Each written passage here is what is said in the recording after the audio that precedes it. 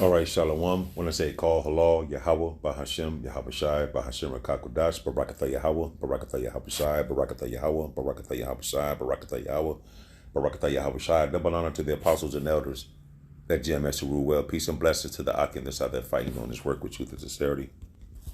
I was just reading through. I saw this quote online, well, on YouTube. I forget who posted it. It basically saying, "Seek ye the kingdom." When you go to the book of Matthew, chapter 6, and I was 6 and 33, and I was Spirit had me to think about that, just contemplate on it, and I was like, man, you can link that up with Ecclesiastes about how life is vanity, like King Solomon was saying. So that when you read the book of Ecclesiastes, those are King Solomon thoughts he wrote back then, and no one would ever thought or imagine that we would apply this into today's time. Because you got people, all of us spending our times chasing a degree, you know, chasing wealth, wanting to get out of being in poverty, physically, in a poverty mindset, mentally, to have nice things. That's what this world has taught us. But then you have people that strive for this stuff all the time, and you end up dying at the end of the day. So I was just thinking about that, like, so what is all worth? So what is it all worth? For you to leave it to someone else who may have wisdom on using the correct way or not. But then when you die, the sun still comes up and goes down. The wind will still blow from left to right.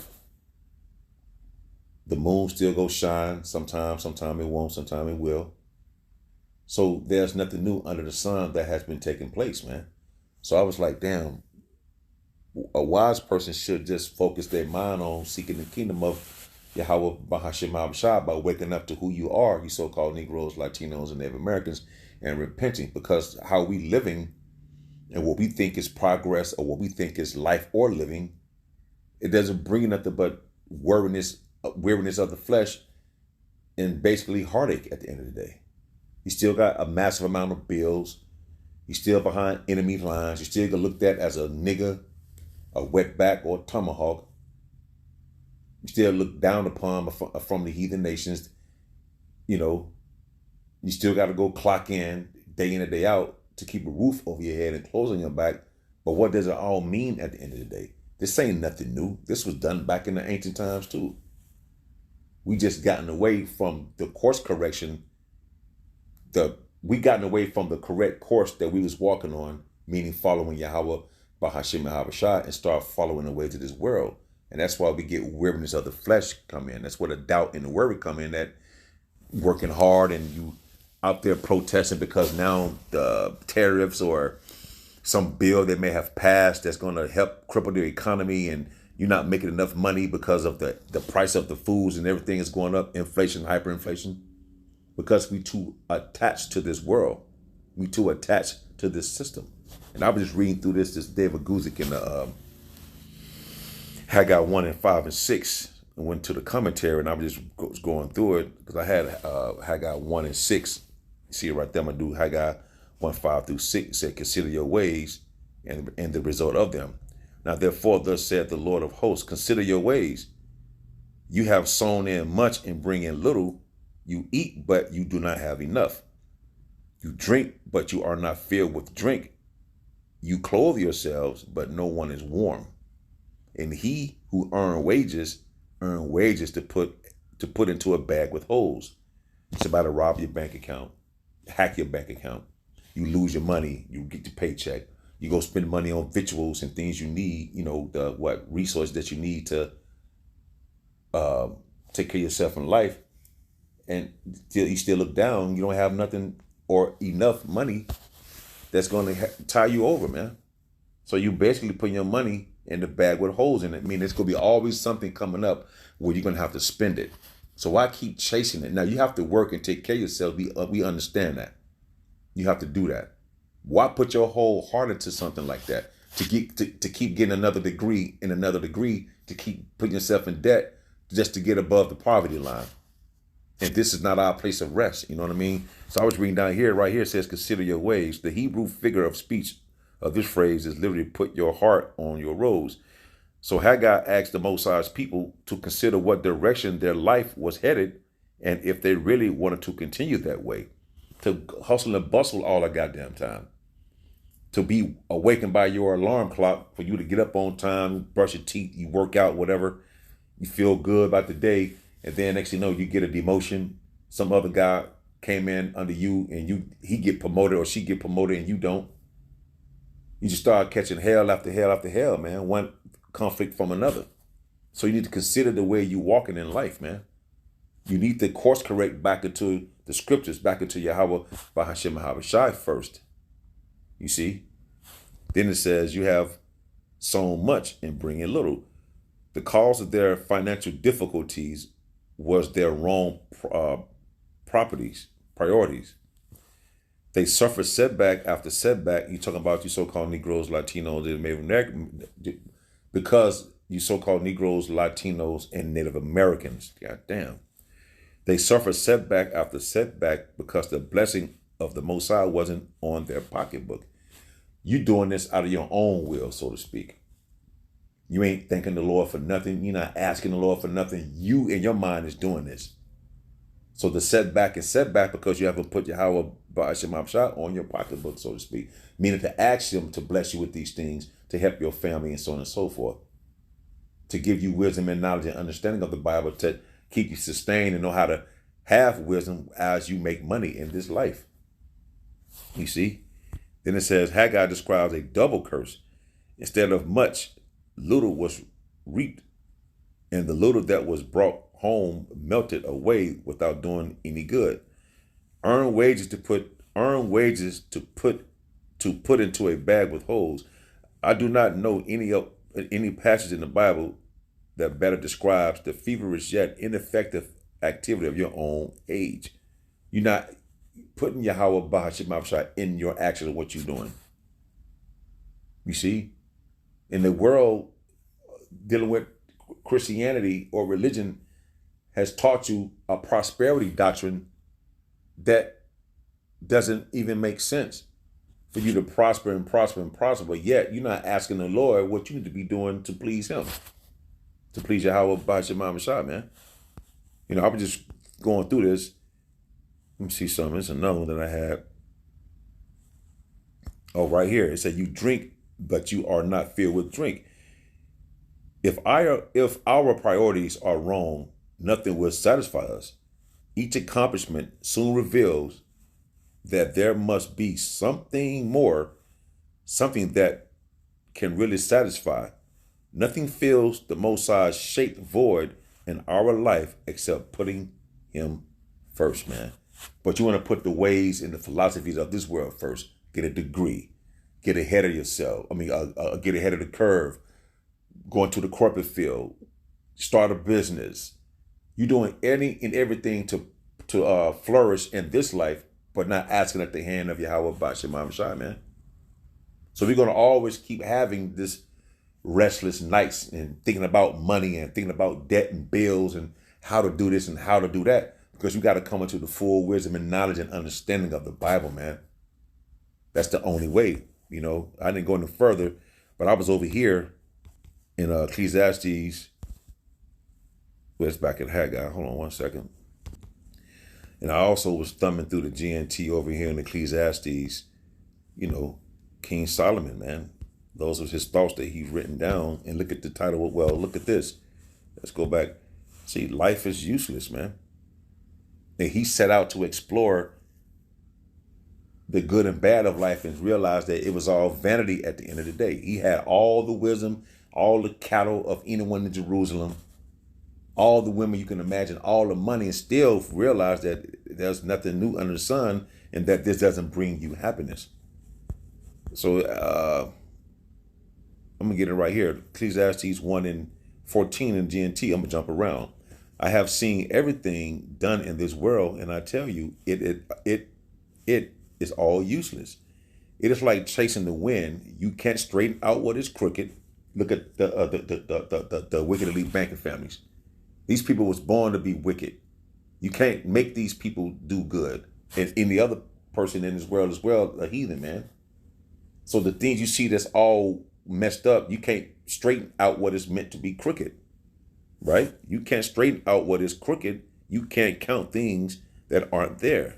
And I was just, then down here it says, the wiser you are, the more worries you have, the more you know, the more it hurts. That's us coming to this wisdom and knowledge and understanding. You knowing that you don't supposed to see two moles together or two females together. You know that this system wasn't designed to increase and benefit the so-called Negroes, Latinos, and Native Americans, health-wise, physical-wise, spiritual-wise. You know that the house orders, the order of the house is out of control, not having a Israelite man in the house and the women running rampant and our children running rampant. So once you understand how things supposed to be, it makes you mad at the end of the day. So I'm just jumping around, man, you know. And he said, this is chapter 2 and 1 in the GNT. I decided to enjoy myself, find out what happiness is, but I found that this is useless too. I discovered that laughter is foolish, that pleasure does you no good. You know, when you're in a life of decadence, it brings you moral decay, basically, because you're living in a life that's fulfilling to your flesh. And you basically, say for instance, you eating a lot of cake, eating a lot of sweets, eating this abominable food. It looks good to you, but it's not better for you. It's to harm you in so many ways. So going out with your friends and from a long day from work or whatever the case may be, you having a great time, you laughing hard at the bar because you're trying to escape the hell that you're in. You're not realizing that you're in hell. That is folly, just laughing loud. Everybody, like this world is full of folly at the end of the day. There's nothing in this world that brings you satisfaction or brings you safety or comfort. The Bible is what gives you comfort.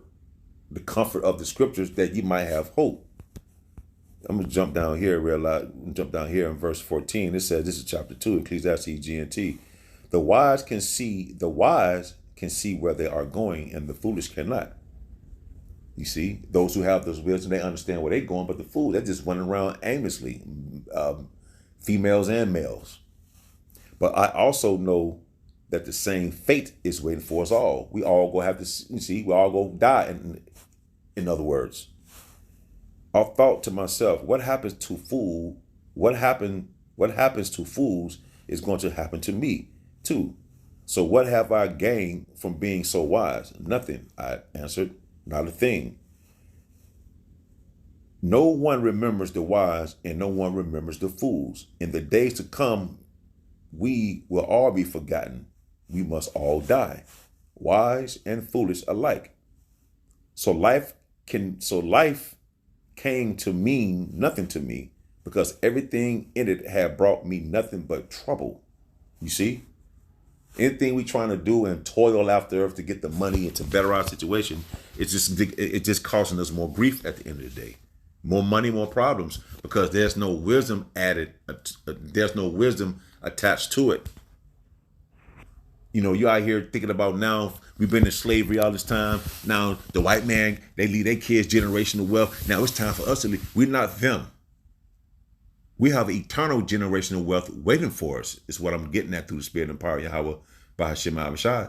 So chasing things in this life don't mean anything. This is the wisest man on the planet to have more women than any man in his lifetime can have combined.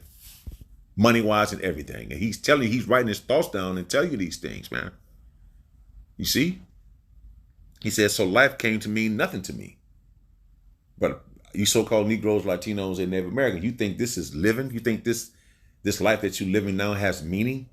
And you don't see that prophecy is jumping off the pages of the scriptures showing you that all hell about to break loose soon come because of prophecy. Because the Lord about to come back and to destroy this place and deliver the elect of his people up out of this weary, worrisome life that we living, man. This is not living. This life is an assimilation. That's it. You can't say what you want to say. You got to suppress being a man in this goddamn society. Meanwhile, moles what the Bible say, moles, you know what I'm talking about when I say moles. But what it says in the scriptures, folly is set in great dignity here. The only thing that gonna bring you true peace is having this wisdom and knowledge and understanding, man. And the more you get deep into this and the more you know, the more it's going to hurt because you know that things need to be turned right side up. You know, you see how things supposed to be when you're walking through the spirit. But if you're walking in darkness, you're not understanding or care about that because you in it to the point you don't see it the way things should be. It said nothing that I had worked for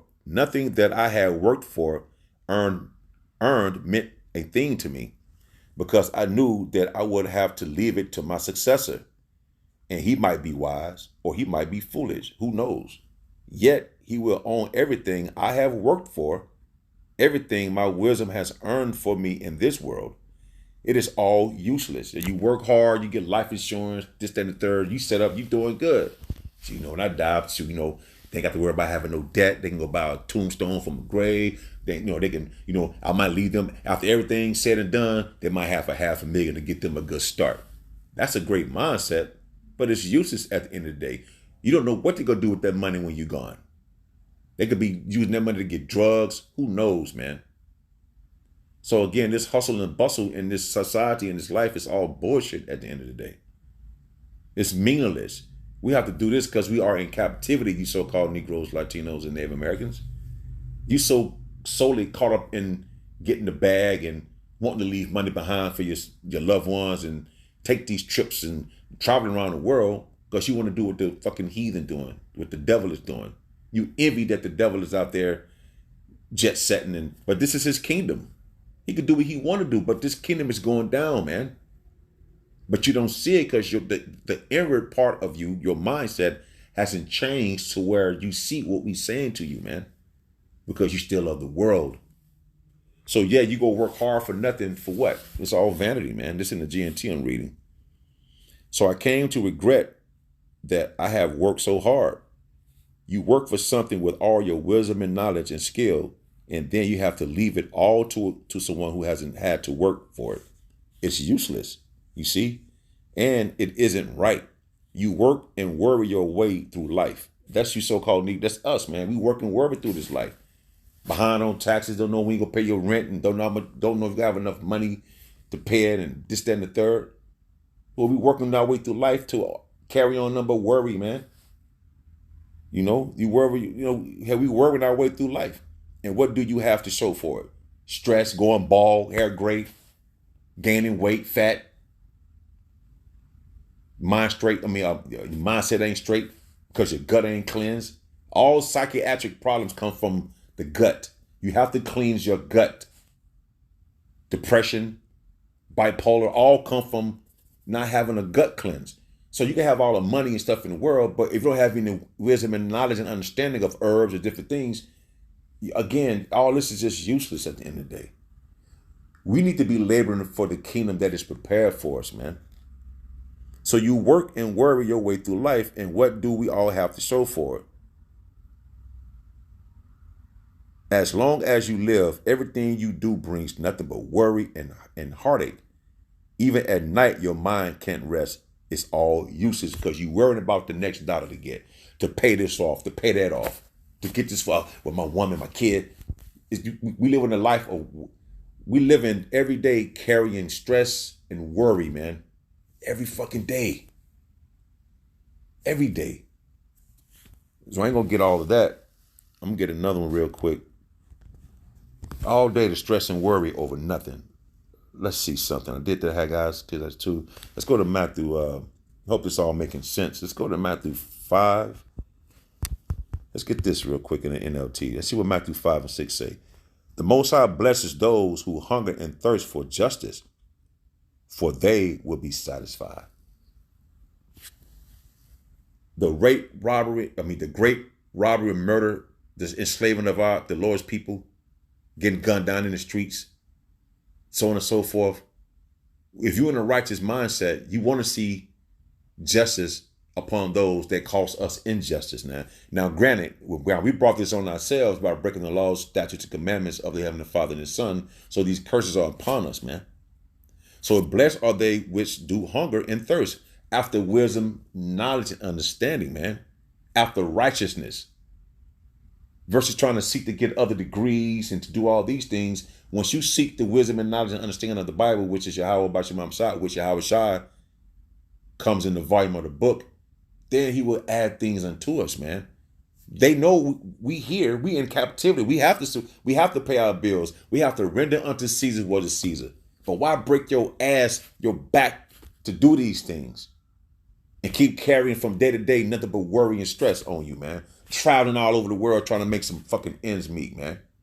We have to fully trust in Yahweh Bashimam Bashah, man. So blessed are they which do hunger and thirst after righteousness, after trying to get this wisdom and knowledge and understanding, to bring some kind of understanding as to why we in this condition in this world today, in this society, in this fucking country. Who do thirst after righteousness to get some kind of understanding, man, as to why things are happening time and time again to the so-called Negroes, Latinos, and Native Americans. Don't you want that? Don't you want that type of understanding? You know? And ultimately right here, Wisdom of Solomon, Matthew 6:33 in NLT, seek the kingdom of the Most High above all else and live righteously, and he will give you everything you need. We have to seek the kingdom. And this is written in red letter. This is Yahweh Shah speaking. That word seek, I want to say in the Greek, should say something about investigate. In the Hebrew, was dara, I don't know. Strong's G 2212. Zeteo.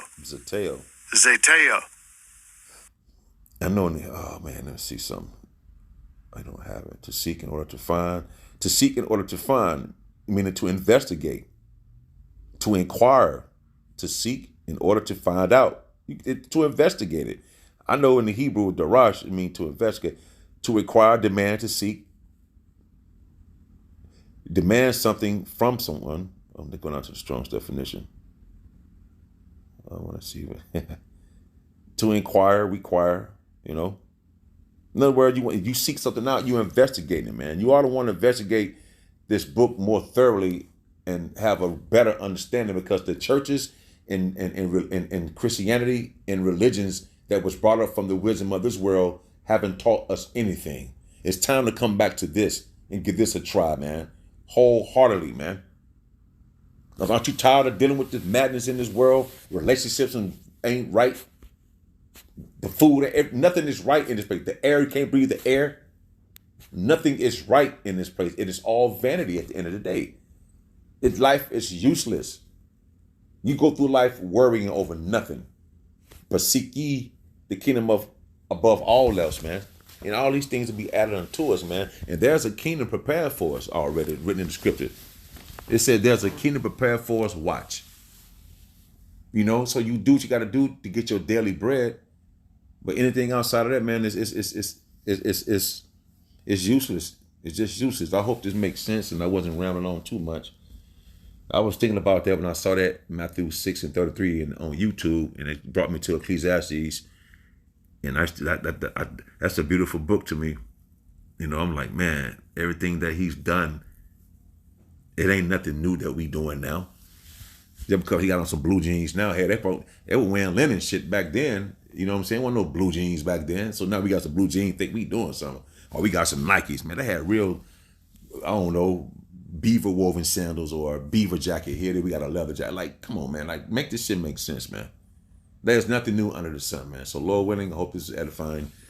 Until the next time, I shall say shalom.